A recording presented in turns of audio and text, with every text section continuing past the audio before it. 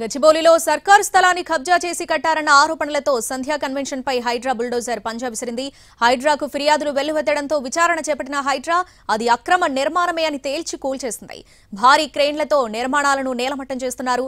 భారీ పోలీస్ బందోబస్తు నడుమ హైడ్రా కూల్చివేతలు చేపట్టింది.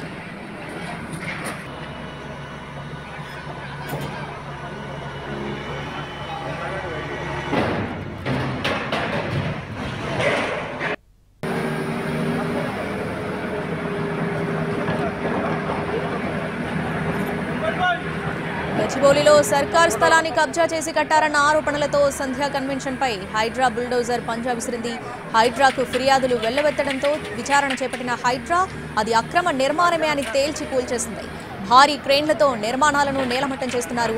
భారీ పోలీస్ బందోబస్తు నడుమ హైడ్రా కూల్చివేతలు చేపట్టింది.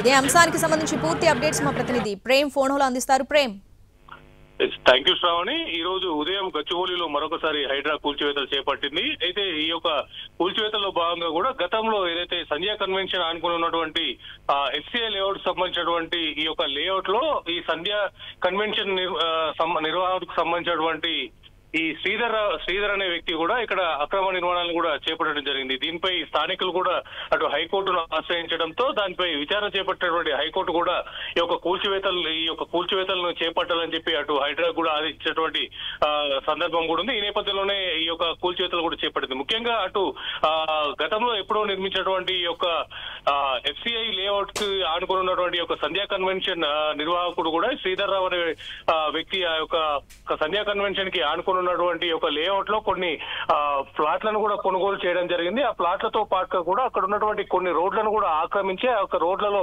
అక్రమ నిర్మాణాలతో పాటుగా కొన్ని ఫుడ్ కోర్ట్ కు సంబంధించినటువంటి టెంపరీ షెడ్లతో పాటుగా కూడా మరికొన్ని నిర్మాణాలను కూడా చేపట్టాడు. అంతేకాకుండా ప్రస్తుతం ఇప్పుడు ఆ యొక్క నిర్మాణాల నిర్వహణతో పాటుగా కూడా మరొక కొత్త బిల్డింగ్ ని కూడా సుమారు భారీ కన్స్ట్రక్షన్ కూడా ఏర్పాటు చేయడం జరిగింది. ఇందులో భాగంగానే మరొకసారి హైకోర్టు ఆశ్రయించిన బాధితుల తరఫున కూడా హైకోర్టు విచారణ చేపట్టి దీనిపై పూర్తిగా అక్కడ ఉన్నటువంటి రోడ్లను కబ్జా చేయడంతో పాటుగా కూడా మరికొన్ని ప్లాట్లకు అక్కడ దారి వెళ్ళడానికి దారి కూడా లేకుండా చేయడంతో అటు హైకోర్టు కూడా ఆగ్రహం వ్యక్తం చేసింది. ఈ నేపథ్యంలోనే పూర్తి స్థాయిలో విచారణ చేపట్టిన తర్వాత అటు హైడ్రా కూడా హైకోర్టు ఆదేశాలు ఇవ్వడంతో హైడ్రా వెంటనే హైకోర్టు ఆదేశాల మేరకు కూడా ఈ యొక్క కూల్చివేతలు కూడా చేపట్టింది. ముఖ్యంగా ఈ యొక్క కూల్చివేతలో భాగంగా ఎప్పుడైనా కూడా ఉదయం తెల్లవారిన తర్వాత కూల్చివేతలు చేపట్టేది, లేదంటే కనీసం 1-2 రోజుల ముందు అక్కడ విచారణ చేపట్టి అక్కడ ఉన్నటువంటి పరిస్థితులను గమనించిన తర్వాత కూల్చివేతలు చేపట్టేది. అయితే ఈసారి మాత్రం అటు హైకోర్టు ఆదేశాలు ఉండడంతో వెంటనే హుటాహుటిన అక్కడ చేరుకొని ఈ రోజు తెల్లవారు గట్లనే ఈ యొక్క కూల్చివేతలను కూడా